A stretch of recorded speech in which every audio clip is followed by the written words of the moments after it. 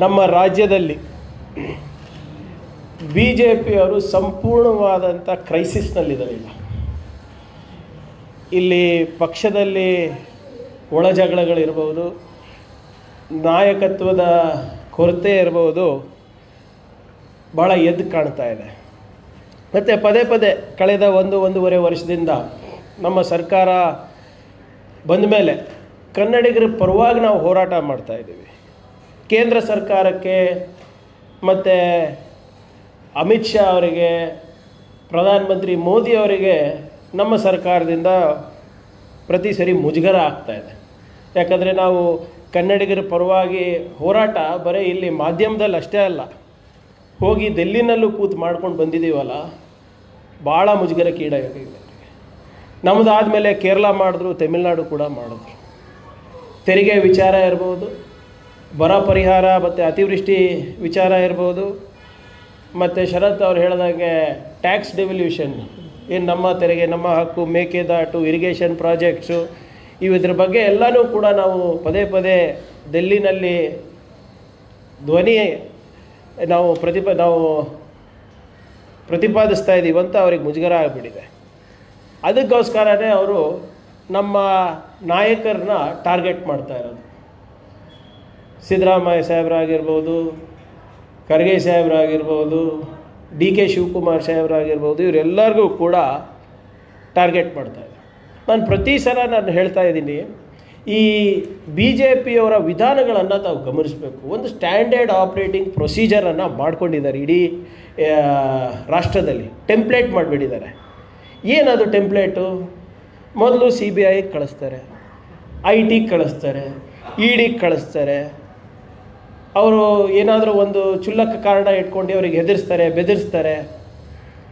ಆವಾಗ ಅವರು ಮಣದಿಲ್ಲ ಅಂದಾಗ ಗವರ್ನರ್ ಕಚೇರಿಯನ್ನು ಅವರು ಸ್ವಂತ ಕಚೇರಿಯಾಗಿ, BJP ಕೇಂದ್ರ ಕಚೇರಿಯಾಗಿ ಉಪಯೋಗ ಮಾಡೋದನ್ನು ನಾವು ರಾಷ್ಟ್ರಾದ್ಯಂತ ನೋಡ್ತಾ ಇದ್ದೀವಿ. ಮತ್ತು ಈ ಎಲ್ಲ ಡ್ರಾಮಾ ಇವಾಗ ಕರ್ನಾಟಕದಲ್ಲಿ ಆಗ್ತಾ ಇರೋದು ಕೂಡ ನಾವು ನೋಡ್ತಾ ಇದ್ದೀವಿ. ಇವತ್ತು ಭಾಳ ಸ್ಪಷ್ಟವಾಗಿ ಎದ್ದು ಕಾಣೋದೇನೆಂದರೆ, ಇವರ ವಿಧಾನ ಬ್ಲ್ಯಾಕ್ ಮೇಲ್. ಬರೀ ಆಪೋಸಿಷನ್ ಪಾರ್ಟಿಗೆ ಅಷ್ಟೇ ಸೀಮಿತ ಇಲ್ಲ, ರೊಕ್ಕ ಹೊಡೆಯೋಕ್ಕಾದರೆ ದುಡ್ಡು ಹೊಡೆಯೋಕ್ಕೂ ಕೂಡ ಇವರು ಇದೇ ತಂತ್ರವನ್ನು ಉಪಯೋಗ ಮಾಡ್ತಾ ಇದ್ದಾರೆ. Both opposition parties and private ಕಂಪನಿಗಳಿಗೆ ಇವರು ಬ್ಲ್ಯಾಕ್ ಮೇಲ್ ಮಾಡಿ ಕುಗ್ಗಿಸಿ ಇವರು ಪಕ್ಷನ ಸೇರಬೇಕು ಅಥವಾ ಅವರು ದುಡ್ಡನ್ನು ಕೊಡಬೇಕು. ಇವತ್ತು ಈ ಎಲೆಕ್ಟೋರಲ್ ಬಾಂಡ್ಸ್ ವಿಚಾರದಲ್ಲಿ ಸುಲಿಗೆ ನಡೆದಿದೆ ಅಂದ್ಬಿಟ್ಟು ಸ್ವತಃ ಸುಪ್ರೀಂ ಕೋರ್ಟ್ ಅವ್ರದ್ದೇ ಆದೇಶ ಇದೆ. ಏನಿದೆ ಎಲೆಕ್ಟ್ರಲ್ ಬಾಂಡ್ಸು? ತಮ್ಮದೆಲ್ಲರ ಏನು ಮೆಮರಿಯನ್ನು ಸ್ವಲ್ಪ ರಿಫ್ರೆಶ್ ಮಾಡಲಿಕ್ಕೆ ಒಂದೇ ನಿಮಿಷದಲ್ಲಿ ಹೇಳ್ಬಿಡ್ತೀವಿ. 2017ರಲ್ಲಿ BJP ಸರ್ಕಾರ ಪೊಲಿಟಿಕಲ್ ಫಂಡಿಂಗೋಸ್ಕರ, ಅಂದರೆ ರಾಜಕೀಯ ಪಕ್ಷಗಳಿಗೆ ಪಾರದರ್ಶಕವಾಗಿ ಅವರಿಗೆ ಅನುದಾನ ಸಿಗಬೇಕು, ಡೊನೇಷನ್ ಸಿಗಬೇಕು ಅಂದ್ಬಿಟ್ಟು SBI ಮುಖಾಂತರ, ಬೇರೆ ಯಾವುದೂ ಅಲ್ಲ, ಬರೀ ಸ್ಟೇಟ್ ಬ್ಯಾಂಕ್ ಆಫ್ ಇಂಡಿಯಾ ಮುಖಾಂತರ ಅವರು ಬಾಂಡ್ಸ್ ತರಬೇಕು ಅಂತ ಹೇಳ್ತಾರೆ. ಬಾಂಡ್ಸ್ ತರೋದ್ರಲ್ಲಿ ಏನು ತೊಂದರೆ ಇಲ್ಲ, ಆದರೆ ಇದು ಅನಾನಿಮಸ್ ಬಾಂಡ್ಸು, ಗೌಪ್ಯವಾಗಿರುತ್ತೆ. ಯಾರು ಕೊಡ್ತಾರೆ, ಹೇಗೆ ಕೊಡ್ತಾರೆ, ಎಷ್ಟು ಕೊಡ್ತಾರೆ, ಯಾವಾಗ ಕೊಡ್ತಾರೆ, ಎಲ್ಲನೂ ಗೌಪ್ಯವಾಗಿ ಇರುತ್ತೆ. ಇದನ್ನು ರಾಜ್ಯಸಭೆಯಲ್ಲಿ ಚರ್ಚೆ ಆಗಬಾರ್ದಂಥ ಒಂದೇ ಕಾರಣಕ್ಕೆ ಇವರು ಎಲೆಕ್ಟೋರಲ್ ಬಾಂಡ್ಸ್ ಅಂತ ಹೇಳೋದಿಲ್ಲ, ಮನಿ ಬಿಲ್ ಅಂತ ಇವ್ರು ತರ್ತಾರೆ. ಇವರು ನಿನ್ನೆ ಅಶೋಕ್ ಅವ್ರು ಹೇಳ್ತಾ ಇದ್ರಲ್ಲ, ಇದು ಕಾಂಗ್ರೆಸ್ಸಿಗೂ ಆಗಿದೆ, ಅವರಿಗೆ ಬಹುಶಃ ಅವ್ರ ಪಕ್ಷ ಏನು ಮಾಡ್ತಾ ಇದೆ ಅಂತ ಅವರಿಗೆ ಗೊತ್ತಿಲ್ಲ, ಅವ್ರ ಸರ್ಕಾರ ಏನು ಮಾಡ್ತಾ ಇದೆ ಅಂತ ಅವರಿಗೆ ಗೊತ್ತಿಲ್ಲ. For your kind information my friends of BJP, this was camouflaged as a money bill introduced into the parliament to prevent Rajya Sabha from amending or opposing it. ಆದರೂ ಕೂಡ ನಾವು ಸ್ಟಿಫ್ ಅಪೋಸಿಷನ್ ಕೊಟ್ಟಿದ್ವಿ. ಅನಾನಿಮಿಟಿ ಇರಬಾರ್ದು, ಕ್ಯಾಪ್ ಹಾಕಬೇಕು, ಇದಕ್ಕೆ ನೀವು ಎಷ್ಟನ್ನ ಕೊಡ್ಬೋದು ಅಂತಲ್ಲ, ಒಂದು ಇತಿಮಿತಿಯಲ್ಲಿ ಕೊಡಬೇಕು ಅಂದ್ಬಿಟ್ಟೆಲ್ಲ ನಾವು ಹೇಳಿದ್ವಿ. ಆದರೆ ಇವರು SBI ಮುಖಾಂತರ ಇವರು ಇದನ್ನು ಜಾರಿಗೆ ತಂದರು. ಈಗ ಈ ಟ್ರಾನ್ಸಾಕ್ಷನ್ ಹೇಗಾಗಿದೆ, ಎಲ್ಲಾಗಿದೆ, ಯಾವಾಗಾಗಿದೆ ಅಂದ್ಬಿಟ್ಟು ಸಂಪೂರ್ಣ ಮಾಹಿತಿ ಬರೀ SBIಗಿರೋದು. SBI ಅವರು ಯಾರ ಅಂಡರ್ ಇದೆ? ಫೈನಾನ್ಸ್ ಮಿನಿಸ್ಟರ್ ಅವರೇ ನೋಡ್ಕೋತಾರಲ್ಲ, ಇವೆಲ್ಲ ಪಬ್ಲಿಕ್ ಸೆಕ್ಟರ್ ಯೂನಿಟ್ಸ್ ಅಲ್ವಾ ಫೈನಾನ್ಸ್ ಡಿಪಾರ್ಟ್ಮೆಂಟಲ್ಲಿ. 15ನೇ ಫೆಬ್ರವರಿ 2024 ಸುಪ್ರೀಂ ಕೋರ್ಟು ಒಂದು ಐತಿಹಾಸಿಕ ತೀರ್ಪನ್ನು ಕೊಡುತ್ತೆ. ಒಂದು NGO ಇದೆ, ಅಸೋಸಿಯೇಷನ್ ಆಫ್ ಡೆಮೋಕ್ರೆಟಿಕ್ ರಿಫಾರ್ಮ್ಸ್ ಅಂತ. ಇದು ಅಸಂವಿಧಾನಿಕವಾಗಿರುವಂಥ ಒಂದು ಪ್ರಕ್ರಿಯೆ ಇದೆ. ಈ ಪ್ರಕ್ರಿಯೆಯಲ್ಲಿ ನಾಗರಿಕರಿಗೆ ಯಾವುದೇ ರೀತಿಯಾದಂಥ ಮಾಹಿತಿ ಸಿಗೋದಿಲ್ಲ. ಕೂಡಲೇ SBI ಅವರು ಮತ್ತು ಕೇಂದ್ರ ಸರ್ಕಾರ ಈ ಎಲೆಕ್ಟರಲ್ ಬಾಂಡ್ಸ್, ಚುನಾವಣೆ ಬಾಂಡ್ಗಳು ಯಾರ್ಯಾರಿಗೆ ಹೋಗಿದೆ, ಎಷ್ಟೆಷ್ಟು ಹೋಗಿದೆ ಅಂತ ನೀವು ಬಹಿರಂಗ ಮಾಡಿಸ್ಬೇಕು ಅಂದ್ಬಿಟ್ಟು ಸುಪ್ರೀಂ ಕೋರ್ಟಿಗೆ ಹೋಗ್ತಾರೆ. 4th ಮಾರ್ಚ್ SBI ಅವರು ಸುಪ್ರೀಂ ಕೋರ್ಟ್ ಅವರು ಆದೇಶ ನೀಡ್ತದೆ, ಹೌದಪ್ಪ ಇದು ಅನ್ಕಾನ್ಸ್ಟಿಟ್ಯೂಷನಲ್ ಇದೆ, ಮಾಹಿತಿಯನ್ನು ತಾವು ನಾಗರಿಕರಿಗೆ ಕೊಡಲೇಬೇಕಾಗುತ್ತೆ ಅಂತ ಹೇಳಿದ ಮೇಲೆ 4th ಮಾರ್ಚು SBI ಸುಪ್ರೀಂ ಕೋರ್ಟಿಗೆ ಎಕ್ಸ್ಟೆನ್ಷನ್ ಕೇಳ್ತದೆ 30 ಜೂನ್ ತನಕ. ಏನೋ ಎಲೆಕ್ಷನ್ ಈಗ ನಮಗೆ ಆ ಮಾಹಿತಿ ಕೊಡ್ಲಿಕ್ಕೆ ಸ್ವಲ್ಪ ಸಮಯ ಆಗುತ್ತೆ, ನಾವು ತಮಗೆ ಕಾಲಾವಕಾಶ ಕೊಡಿ, ನಾವು ಮಾಹಿತಿ ಕೊಡ್ತೀವಿ ತಮ್ಮ ಆದೇಶ ಪ್ರಕಾರ ಅಂತ. ಒಂದು ಕಡೆ ಡಿಜಿಟಲ್ ಇಂಡಿಯಾ ಅಂತಾರೆ, ಒಂದು ಕಡೆ UPI, ಭೀಮ್ ಆ್ಯಪು ಅವೆಲ್ಲನೂ ಭಾಳ ಮುಂದುವರೆದಿದೆ ಅಂತಾರೆ. ಯಾವ ಡಿಜಿಟಲ್ ರೆಕಾರ್ಡ್ಸು SBI ಹತ್ರ ಇದೆ, ಕೇಂದ್ರ ಸರ್ಕಾರ ಹತ್ರ ಇದೆ, ಅದು ಕೊಡಲಿಕ್ಕೆ ಮೀನಾಮೇಷ ಎಣಿಸ್ತಾರೆ ಅವರು. ಅದಾದಮೇಲೆ 12ನೇ ಮಾರ್ಚು ಈ ಎಲೆಕ್ಟ್ರಲ್ ಬಾಂಡ್ಸ್ ಡೀಟೇಲ್ಸ್ ಏನಿದೆ, ಅವ್ರು ಯಾರ್ಯಾರು ದೇಣಿಗೆ ಕೊಟ್ಟಿದ್ದಾರೆ, ಎಷ್ಟು ಕೊಟ್ಟಿದ್ದಾರೆ, ಅವೆಲ್ಲನೂ ಕೂಡ ಅವರು ಎಲೆಕ್ಷನ್ ಕಮಿಷನಿಗೆ ಕೊಡ್ತಾರೆ. 15ನೇ ಮಾರ್ಚು ಅದು ಪಬ್ಲಿಷ್ ಆಗುತ್ತೆ. ಅದನ್ನು ಕೊಡೋದು 12. ನೋಡಿ, ಕೊಡಲಿಕ್ಕೆ ಇಷ್ಟು ತಿಂಗಳು, ಪಬ್ಲಿಷ್ ಮಾಡೋಕ್ಕೂ 3 ದಿನ ಜಾಸ್ತಿ ಟೈಮ್. ಏನಕ್ಕೆ ಅಂತ ಗೊತ್ತಿಲ್ಲ. ಯಥಾವತ್ತಾಗ್ತಾನೆ ಕೊಟ್ಟಿರೋದನ್ನು ಪಬ್ಲಿಷ್ ಮಾಡಬೇಕು, ಅದನ್ನೂ ಮಾಡಲ್ಲ. ಅವಾಗೇನು ಗೊತ್ತಾಗುತ್ತೆ ನಮಗೆ, ಶರತ್ ಅವ್ರು ಹೇಳ್ದಂಗೆ 12,000 ಕೋಟಿ ರೂಪಾಯಿ ಚುನಾವಣೆ ಬಾಂಡ್ಗಳು ರಾಜಕೀಯ ಪಕ್ಷಗಳಿಗೆ ಕಳೆದ 5 ವರ್ಷದಲ್ಲಿ ಸಿಕ್ಕಿದೆ. ಅದರಲ್ಲಿ ಸಿಂಹ ಪಾಲು BJPಗೆ ಹೋಗಿದೆ. ಆಮೇಲೆ ಹೆಚ್ಚಾಗಿ ಬಂದಿರೋದು 2019ನೇ ಚುನಾವಣೆ ಸಂದರ್ಭದಲ್ಲಿ ಅಂತ ಕೂಡ ದತ್ತಾಂಶಗಳು ಹೇಳುತ್ತೆ. ಆದರೆ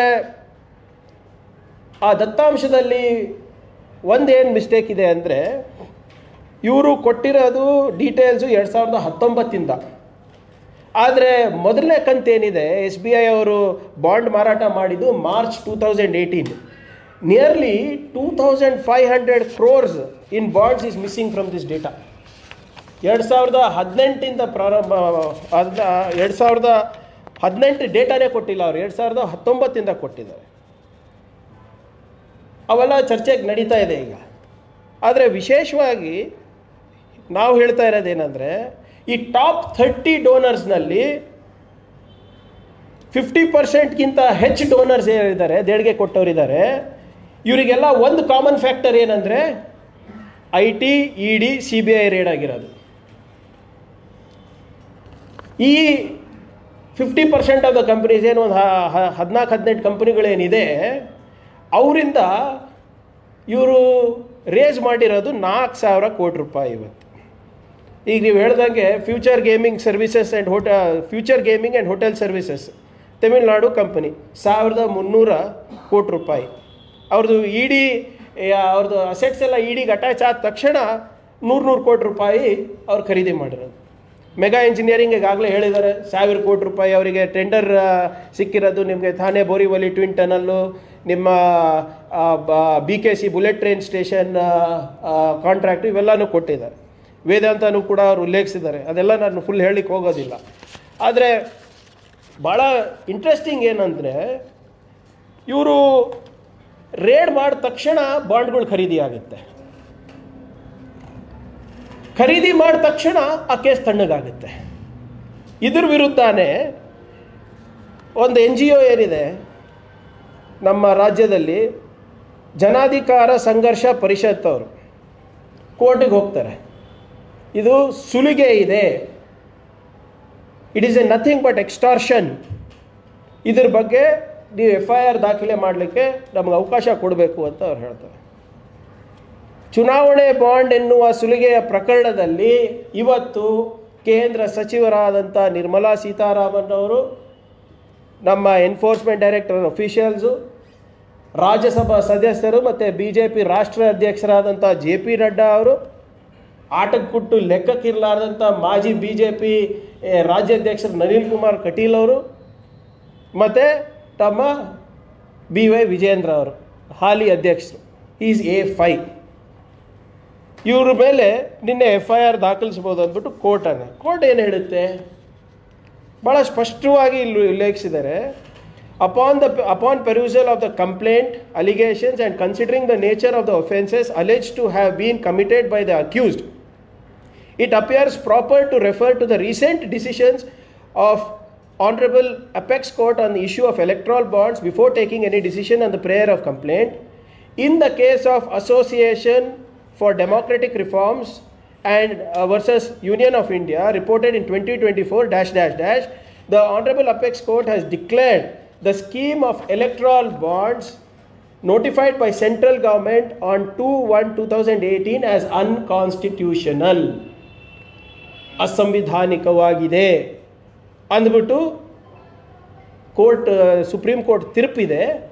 ಅದನ್ನು ನಾವು ಎತ್ತಿ ಹಿಡಿತಾ ಅದ್ರ ಬಗ್ಗೆ ಉಲ್ಲೇಖಿಸ್ಬಿಟ್ಟು, thus it appears that though the scheme of electoral bonds is declared as unconstitutional by Honorable Apex Court under Article 32, for any criminal action in respect of any criminal wrongdoing under the said scheme of the remedies are available under criminal law. Therefore, the complainant appears to be right in approaching the court. The complainant appears to be right in approaching the court seeking for an investigation into the alleged criminal wrongdoing of the accused under the said scheme. Criminal wrongdoing of the accused. Accused ಯಾರು? JP Nadda ಅವರಿಂದ ಹಿಡ್ಕೊಂಡು ವಿಜೇಂದ್ರ ಅವರಿಂದ ಹಿಡ್ಕೊಂಡು ನಿರ್ಮಲಾ ಸೀತಾರಾಮನ್ ಅವ್ರ ತನಕ. Hence, in the light of nature of allegations made in the complaint, this court is of the opinion that an investigation through a competent investigation agency is proper. Ambiguity ಎಲ್ಲಿದೆ ಇದರಲ್ಲಿ? ಭಾಳ ಸ್ಪಷ್ಟವಾಗಿ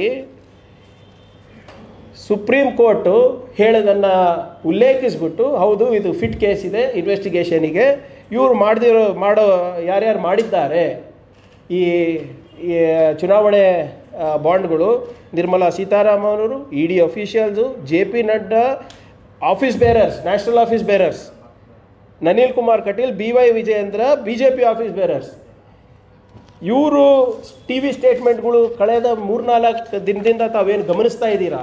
BJPಯವರು ಸಿದ್ದರಾಮಯ್ಯ ಅವರು ರಾಜೀನಾಮೆ ಕೊಡಬೇಕು ಅಂತ ಹೇಳ್ತಾ ಇದ್ದಾರಲ್ಲ, ಇವ್ರ TV ಸ್ಟೇಟ್ಮೆಂಟ್ ಪ್ರಕಾರನೇ FIR ಆಗಿದೆ ಅಲ್ಲಪ್ಪ, ಎಲ್ಲರೂ ರಾಜೀನಾಮೆ ಕೊಡಿ. ಈಗ ರಾಷ್ಟ್ರ ಮಟ್ಟದಿಂದ ಹಿಡ್ಕೊಂಡು ರಾಜ್ಯ ಮಟ್ಟದ ತನಕ ಎಲ್ಲರದ್ದು ಹೆಸರಿದೆ ಇದರಲ್ಲಿ. BJPನೇ ಖಾಲಿ ಆಗಬೇಕಲ್ಲ ಮತ್ತೆ. ಇಲ್ಲಿ ಭಾಳ ಸ್ಪಷ್ಟವಾಗಿ ಪಾರ್ಟಿ ಮಾಡಿದ್ದಾರೆ ನೋಡಿ. BY Vijayendra, BJP office bearers and others at state level, JP Nadda president, BJP Janata party office bearers and others national level. BJPನೇ ಖಾಲಿ ಮಾಡಬೇಕಾಗ್ತದೆ ಎಲ್ಲರೂ ಈ ನಿಮ್ಮ TV ಸ್ಟೇಟ್ಮೆಂಟ್ ಪ್ರಕಾರ. ಈಗ ಈ ಫ್ರಾಡ್ ಹೇಗಿದೆ ಅಂದರೆ ನಿಮ್ಗೆ ಆಶ್ಚರ್ಯ ಆಗುತ್ತೆ. 33 ಕಂಪನಿಗಳು ಏನು 576.2 ಕೋಟಿ ಎಲೆಕ್ಟ್ರಲ್ ಬಾಂಡ್ಸ್ ಖರೀದಿ ಮಾಡಿದಾರಲ್ವಾ, ಇವ್ರದ್ದು 0 ಪ್ರಾಫಿಟ್ ಇದೆ, ಪ್ರಾಫಿಟೇ ಇಲ್ಲ, ಅಥವಾ ನೆಗೆಟಿವ್ ಇದೆ. ಕಳೆದ 7 ವರ್ಷದಲ್ಲಿ 33 ಕಂಪನಿಯಲ್ಲಿ ಯಾವುದೇ ಪ್ರಾಫಿಟ್ ಇಲ್ಲ. ಆದರೂ ಕೂಡ ಅವರು ಡೊನೇಟ್ ಮಾಡಿರೋದೆಷ್ಟು? 576.2 crores. ಈ 33 ಕಂಪನಿ ಸೇರಿಬಿಟ್ಟು ಇವ್ರದ್ದು ಅಗ್ರಿಗೇಟ್ ಲಾಸ್ ಎಷ್ಟು ಗೊತ್ತಾ ಸರ್? 1 ಲಕ್ಷ ಕೋಟಿ. 1 ಲಕ್ಷ ಕೋಟಿ ಲಾಸ್ನಲ್ಲಿರುವಂಥ ಕಂಪನಿಗಳು, 33 ಕಂಪನಿಗಳು ಇವತ್ತು 576 ಕೋಟಿ ರೂಪಾಯಿ ಕೊಡೋಕ್ಕೆ ಹೇಗೆ ಬರುತ್ತೆ? 6 ಕಂಪನಿಗಳು ಯಾರು ಪಾಸಿಟಿವ್ ನೆಟ್ ಪ್ರಾಫಿಟ್ ತೋರಿಸಿದ್ದಾರೆ, ಆದರೆ ಅವರ ಅಗ್ರಿಗೇಟ್ ನೆಟ್ ಪ್ರಾಫಿಟ್ಗಿಂತ ಸಿಗ್ನಿಫಿಕೆಂಟಾಗಿ ಜಾಸ್ತಿ ಕೊಟ್ಟಿದ್ದಾರೆ. ಸ್ವಲ್ಪ ಏನೋ ನಮ್ಮದು ಪ್ರಾಫಿಟ್ 100 ರೂಪಾಯಿ ಇದ್ದರೆ ನಾನು 50 ರೂಪಾಯಿ ಕೊಟ್ಟರೆ ತೊಂದರೆ ಇಲ್ಲ. ನಂದು ಪ್ರಾಫಿಟ್ 100 ರೂಪಾಯಿ ಇದ್ದಾಗ ನಾನು 1000 ರೂಪಾಯಿ ಹೆಂಗೆ ಕೊಡೋಕ್ಕಾಗುತ್ತೆ? ಈ 6 ಕಂಪನಿಗಳು ಕೊಟ್ಟಿದ್ದು 646 ಕೋಟಿ ರೂಪಾಯಿ. ಯಾರಿಗೆ? ಎಲ್ಲನೂ BJPಗೆ ಕೊಟ್ಟಿರೋದು. ಇವೆರಡು ಕಂಪನಿ, ಎರಡು ಇದ್ರು ಕೂಡ BJPಗೆ ಕೊಟ್ಟಿರೋದು. 3 ಕಂಪನಿಗಳು ಯಾರ್ದು ಪಾಸಿಟಿವ್ ನೆಟ್ ಪ್ರಾಫಿಟ್ ಇತ್ತು, but reported negative direct taxes, ಅಂದರೆ ಅವರೇ ವರ್ಕಿಂಗ್ ಕ್ಯಾಪಿಟಲ್ಲು ಅದು ಇದು ಅಂತ ಮಾಡಿಬಿಟ್ಟು ಪ್ರಾಫಿಟ್ ಇದ್ದರೂ ಕೂಡ negative direct taxes 3 company 193.8 crores. ಯಾರಿಗೆ ಹೋಗಿದೆ? BJPಗೆ ಹೋಗಿದೆ. ನಿನ್ನೆ ನನಗೆ ಇವ್ರ ಸ್ಟೇಟ್ಮೆಂಟ್ ನೋಡಿ, ಯಾರು ನಮ್ಮ ಕೇಂದ್ರ ಸಚಿವರು ಜೋಶಿ ಅವ್ರ ಸ್ಟೇಟ್ಮೆಂಟ್ ನೋಡಿ ನಗಬೇಕಾ ಅಳಬೇಕಾ ಗೊತ್ತಾಗ್ತಾ ಇಲ್ಲ. ಅಷ್ಟು ದೊಡ್ಡ ವ್ಯಕ್ತಿ ಇದ್ದಾರೆ, RSSಗೆ ಆಪ್ತರು, ಮೋದಿಗೆ ಆಪ್ತರು, ಎಲ್ಲರಿಗೂ ಆಪ್ತರೆ. ಆದರೆ ಕರ್ನಾಟಕ ಜನರಿಗೆ ಆಪ್ತರಲ್ಲ ಅವರು. ಇಷ್ಟು ವರ್ಷ ಮಂತ್ರಿಯಾಗಿ ಏನಾದರೂ ಇಂಥ ದೊಡ್ಡ ಕೆಲಸ ಮಾಡಿದ್ದೀನಿ, ಇಂಥ ದೊಡ್ಡ ಕೆಲಸ ತಂದಿದ್ದೀನಿ ರಾಜ್ಯಕ್ಕೆ ಅಂತ ಹೇಳ್ಕೋಬೋದು ಅವರು? ಬರೇ ಏನು ಸಮಾಜದಲ್ಲಿ ಕೋಮದ ವಿಷ ಬೀಜ ಹಾಕಲಿಕ್ಕೆ, ಅನ್ನೆಸೆಸರಿ ಕಮೆಂಟ್ ಮಾಡಲಿಕ್ಕೆ. ಬಹುಶಃ ಅವರಷ್ಟು ಜಪ ರಾಹುಲ್ ಗಾಂಧಿ, ಸೋನಿಯಾ ಗಾಂಧಿಯವರ ಹೆಸರು ಯಾರೂ ಮಾಡೋದಿಲ್ಲ ಅನಿಸುತ್ತೆ BJPಗೆ. ಅವರು ಯಾರಿಗೆ ಮೆಚ್ಚಕ್ಕೆ ಹೋಗ್ತಾರೋ, ಏನು ಮಾಡ್ತಾರೋ ಗೊತ್ತಿಲ್ಲ. ನಿನ್ನೆ ಏನು ಹೇಳ್ತಾರೆ ಜೋಶಿ ಅವರು, ರಾಹುಲ್ ಗಾಂಧಿ ಮತ್ತು ಸೋನಿಯಾ ಗಾಂಧಿ ಅವರು ಮನಿ ಲಾಂಡ್ರಿಂಗ್ನಲ್ಲಿದ್ದಾರೆ, ಅವ್ರಿಗೆ ಫಸ್ಟ್ ಜೈಲಿಗೆ ಹಾಕಬೇಕು ಅಂತ ಹೇಳ್ತಾರೆ. ರೀ, ಅಧಿಕಾರದಲ್ಲಿ ನೀವೇ ಇದ್ದೀರಲ್ಲ, 10 ವರ್ಷ ಆಯಿತು, 11ನೇ ವರ್ಷ ಬಟ್ ಚಿಪ್ತಾ ಇದ್ದೀರಾ ಇಷ್ಟೊತ್ತು. ಇಷ್ಟು ವರ್ಷ ಏನು ಮಾಡ್ತಾ ಇದ್ರಿ? ಸೊ ಇಂಡೈರೆಕ್ಟಾಗಿ ಅಮಿತ್ ಶಾಗೆ ಬೈತಾ ಇದ್ದಾರೆ ಇವರು. That Amit Shah is the most incompetent home minister. 10 ವರ್ಷ ಆದ್ರೂ ಏನು ಮಾಡ್ತಾ ಇದ್ರಿ? ಮತ್ತೆ ರಾಹುಲ್ ಗಾಂಧಿ ಅವರು ಮನಿ ಲಾಂಡ್ರಿಂಗ್ ಮಾಡ್ತಾ ಇದ್ದಾರೆ, ಸೋನಿಯಾ ಗಾಂಧಿ ಅವರು ಮನಿ ಲಾಂಡ್ರಿಂಗ್ ಮಾಡ್ತಾ ಇದ್ದಾರೆ, ಕಾಂಗ್ರೆಸ್ ನಾಯಕರು ಅದು ಮಾಡ್ತಾರೆ, ರಾಬರ್ಟ್ ವಾದ್ರಾ ಇಟ್ಕೊಂಡು ಎಲೆಕ್ಷನ್ನೇ ಮಾಡಿಬಿಟ್ರಲ್ಲಪ್ಪ ನೀವೆಲ್ಲರೂ. 10 ವರ್ಷದಿಂದ ಏನು ಮಾಡ್ತಾ ಇದ್ದೀರಿ? ಬಟ್ ಚೀಪ್ತಾ ಇದ್ರ ಡೆಲ್ಲಿನಲ್ಲಿ? ಏನು ಚಾಂದಿನಿ ಚೌಕ್ನಲ್ಲಿ ಏನು ಮಾಡ್ತಾ ಇದ್ರಿ? ಎಲ್ಲೋಗಿ ಬೇಲ್ಪುರಿ ತಿನ್ನಕ್ಕೆ ಹೋಗಿದ್ರ ಅಲ್ಲಿ? So what is it that you are doing? ಸುಮ್ಮನೆ ಬಂದು ರಾಹುಲ್ ಗಾಂಧಿ ಹೆಸರು ಹೇಳೋದು, DK ಶಿವಕುಮಾರ್ ಅವ್ರ ಹೆಸರು ಹೇಳೋದು, ಸಿದ್ದರಾಮಯ್ಯ ಅವ್ರ ಹೆಸರು ಹೇಳೋದು. For kind information of mister Joshi, your state president Mr. B.Y. Vijayendra is accused of money laundering. Shell company ಮುಖಾಂತರ, ಕೋಲ್ಕತ್ತಾ ಇರ್ಬೋದು, ಬೇರೆ ಬೇರೆ ಕಡೆ ಇರ್ಬೋದು, ಅದ್ರ ಮುಖಾಂತರ ಅವ್ರು ಮನಿ ಲಾಂಡ್ರಿಂಗ್ ಮಾಡಿದ್ದಾರೆ ಅಂದ್ಬಿಟ್ಟು ಕೇಸ್ ಇರೋದು ಮರ್ತೋಗ್ಬಿಟ್ಟಿದ್ದೀರಾ ITನಲ್ಲಿ, EDನಲ್ಲಿ? ಹಾಂ, ಆಯ್ತಪ್ಪ, ನೀವು ಜೋಶಿ ಸಾಹೇಬ್ರೆ ಬಿಡಿ, ನಾನು ಹೇಳೋದು ಬಿಟ್ಬಿಡಿ. ನಿಮ್ಮ ಪಾರ್ಟಿದವ್ರು ಏನು ಹೇಳ್ತಾ ಇದ್ದಾರೆ ಅದು ಕೇಳ್ಕೊಳ್ಳಿ ಸಾಕು. BMTC ಬೆಂಗಳೂರಾಗ ಒಬ್ಬ ಕಂಡಕ್ಟರ್, ಅವನ ಮನೆಗೆ 10,000 ಕೋಟಿ ಗಟ್ಟಲೆ ರೊಕ್ಕ ಸಿಕ್ತಲ್ಲ, ಅಕ್ರಮ ಯಾರ್ದದು? ಅದು ವಿಜಯೇಂದ್ರ ಯಡಿಯೂರಪ್ಪಂದೇ. ಇವತ್ತು ದುಬೈಗೆ ಮೇಲೆ ಹಾಕಿ ಹೋಗ್ತಾರೆ ಯಡಿಯೂರಪ್ಪ. ನಮಗೆ ಎಷ್ಟು ಆಸ್ತಿ ಮಾಡಿರಿ ನೀವು, ದುಬೈದಾಗ ಎಷ್ಟು ಮಾಡಿರಿ, ಮಾರಿಷಸ್ನಾಗ ಎಲ್ಲಿ ರಿಸಲ್ಟ್ ಮಾಡಿರಿ, ಎಲ್ಲ ಕೊಡ್ತೀವಿ. ಅವರು ಜೈಲಿಗೆ ಹೋಗ್ತಾರೆ. ಮತ್ತೊಮ್ಮೆ ಕೇಳಿಸ್ಲಾ? ಮತ್ತೊಮ್ಮೆ ಕೇಳಿಸ್, ನಿಮ್ಮಿಂದಾನೇ ಸಿಕ್ಕಿರೋದು ನನಗೆ. BMTC ಬೆಂಗಳೂರಾಗ ಒಬ್ಬ ಕಂಡಕ್ಟರ್, ಅವನ ಮನೆಗೆ 10,000 ಕೋಟಿ ಗಟ್ಟಲೆ ರೊಕ್ಕ ಸಿಕ್ತಲ್ಲ, ಅಕ್ರಮ ಯಾರ್ದದು? ಅದು ವಿಜಯೇಂದ್ರ ಯಡಿಯೂರಪ್ಪಂದೇ. ಇವತ್ತು ದುಬೈಗೆ ಮೇಲೆ ಹಾಕಿ ಹೋಗ್ತಾರೆ ಯಡಿಯೂರಪ್ಪ. ನಮಗೆ ಎಷ್ಟು ಆಸ್ತಿ ಮಾಡಿರಿ ನೀವು, ದುಬೈದಾಗ ಎಷ್ಟು ಮಾಡಿರಿ, ಮಾರಿಷಸ್ನಾಗ ಎಲ್ಲಿ ರಿಸಲ್ಟ್ ಮಾಡಿರಿ, ಎಲ್ಲ ಕೊಡ್ತೀವಿ. ಅವರು ಜೈಲಿಗೆ ಹೋಗ್ತಾರೆ. ಯಾರು ಜೈಲಿಗೆ ಹೋಗ್ತಾರೆ? ವಿಜಯೇಂದ್ರ ಅವ್ರ ಬಗ್ಗೆ ಹೇಳ್ತಾ ಇರೋದು, ಯಡಿಯೂರಪ್ಪ ಅವ್ರ ಬಗ್ಗೆ ಹೇಳ್ತಾ ಇರೋದು. ಯಾರು ಹೇಳ್ತಾ ಇರೋದು? ಶಿವಕುಮಾರ್ ಸಾಹೇಬ್ರು ಹೇಳ್ತಾ ಇರೋದ, ಸಿದ್ದರಾಮಯ್ಯ ಅವ್ರು ಹೇಳ್ತಾ ಇರೋದ, ಶರತ್ ಬಚ್ಚೇಗೌಡ ಹೇಳ್ತಾ ಇರೋದ, ಪ್ರಿಯಾಂಕ್ ಖರ್ಗೆ ಹೇಳ್ತಾ ಇರೋದ, BJP ಅವರು ಹೇಳ್ತಾ ಇದ್ದಾರಲ್ಲ. ಸರ್, ನೀವು ಹೇಳಬೇಕು, ದಯವಿಟ್ಟು ನಿಮ್ಮ ಪಾಸ್ಪೋರ್ಟ್ ಒಂದು ಸರಿ ಬಹಿರಂಗ ಮಾಡಿಬಿಡಿ, ನೋಡೋಣ ಎಷ್ಟು ಸರಿ ದುಬೈ ಸ್ಟ್ಯಾಂಪ್ ಇದೆ, ಎಷ್ಟು ಸರಿ ಮೊರೇಷಿಯಸ್ ಸ್ಟ್ಯಾಂಪ್ ಇದೆ. ನಮ್ಮ ಪಾಸ್ಪೋರ್ಟ್ಗಳು ಕೊಡ್ತೀವಿ, ನಮ್ಮದು ಸ್ಟ್ಯಾಂಪ್ ನೋಡಿಬಿಡಿ. ರಾಹುಲ್ ಗಾಂಧಿ ಅವ್ರದ್ದು ಕೊಟ್ಬಿಡ್ತೀವಿ. ಯಾರದೇ ಎಷ್ಟೆಷ್ಟಿದೆ, ಎಷ್ಟು ಸರಿ ದುಬೈಗೆ ಹೋಗಿದ್ದಾರೆ, ಎಷ್ಟು ಸರಿ ಮೊರೇಷಿಯಸ್ಸಿಗೆ ಹೋಗಿದ್ದಾರೆ, ಎಷ್ಟು ಸರಿ ಅಮೇರಿಕಾಗೆ ಹೋಗಿದ್ದಾರೆ, ಯುರೋಪಿಗೆ ಹೋಗಿದ್ದಾರೆ, ಪರ್ಮಿಷನ್ ತೊಗೊಂಡು ಹೋಗಿದ್ದಾರಾ, ತೊಗೊಂಡು ಹೋಗಿಲ್ವಾ, ಖಾಸಗಿ ಫ್ಲೈಟಲ್ಲಿ ಹೋಗಿದ್ದಾರಾ, ಕಮರ್ಷಿಯಲ್ ಫ್ಲೈಟಲ್ಲಿ ಹೋಗಿದ್ದಾರಾ, ಎಲ್ಲರದು ಬಂದುಬಿಡಲಿ ಆಚೆ ನೋಡೋಣ. ಇದ್ರ ಬಗ್ಗೆ ಏನಕ್ಕೆ ಹೇಳ್ತೀರ? BJP ಅವರು 3-4 ದಿನದಿಂದ ನೋಡ್ತಾ ಇದ್ದೀವಿ, ನೀತಿ ಪಾಠ ಭಾಳ ಹೇಳ್ತಾ ಇದ್ದಾರೆ. ಇದು ನಮ್ಮ ಪಂಚತಂತ್ರನಲ್ಲಿ ಇತ್ತಲ್ಲ, ಇದು BJP ನಮಗೆ ನೀತಿ ಪಾಠ ಹೇಳೋದು ಒಂದೇ, ಈ ನರಿಗಳು ನ್ಯಾಯ ಹೇಳೋದು ಒಂದೇ. ಎರಡೂ ಹಂಗೆ ಇದೆ. ಅದು ಈಗ FIR ಆಗಿದೆ, ರಾಜೀನಾಮೆ ಕೊಡಬೇಕು ಅಂದ್ಬಿಟ್ಟು ಮೊನ್ನೆಯಿಂದ ಸ್ಟಾರ್ಟ್ ಮಾಡ್ತಾ ಇದ್ದೀರಲ್ಲ. ಫಸ್ಟು BJPನಲ್ಲಿ ಎಷ್ಟೆಷ್ಟು FIRಗಳಿದೆ ಅದನ್ನು ನೀವು ಒಂದು ಮಾಹಿತಿಯನ್ನು ತರಿಸ್ಕೊಳ್ಳಿ ಜೋಶಿ ಸಾಹೇಬ್ರೆ ಅಥವಾ ವಿಜೇಂದ್ರ ಅವರೇ. ಕೇಂದ್ರ ಸರ್ಕಾರದಲ್ಲಿ ಮೋದಿ ಸಂಪುಟದಲ್ಲಿ 23 ಮಂತ್ರಿಗಳ ಮೇಲೆ FIR ಇದೆ. A1, everybody is A1.